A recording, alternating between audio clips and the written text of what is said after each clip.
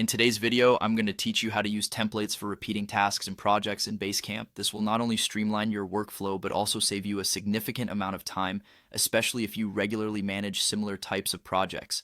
So let's get started with the step-by-step process. First, we'll begin by creating a template. From your home screen in Basecamp, you'll want to locate and click on View Templates. Once you're on this page, you'll see an option labeled Plus New Template. Go ahead and click on that. Now you're ready to name your template.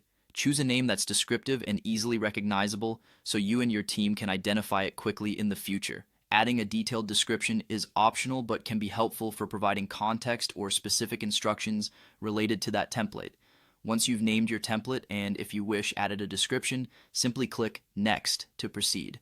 The next step involves adding structure to your template, which is a crucial aspect to ensure your projects are comprehensive and organized. Begin by setting up message board posts for consistent communication across projects. This might include a welcome message or any standard updates you might need. Next, create to-do lists to accommodate any standard tasks that need to be repeated for each project. This is a great way to ensure everyone understands their responsibilities from the start. Additionally, you'll want to upload docs and files. This could consist of guidelines, reference documents, or any other materials that team members may need access to throughout the project's duration. Finally, you'll set up a schedule for events. Keep in mind that while you can schedule events, any fixed dates will need to be adjusted later to fit each new project's specific timeline. It's important to note that all your changes are automatically saved in Basecamp, so you won't have to worry about losing any of the information you've entered.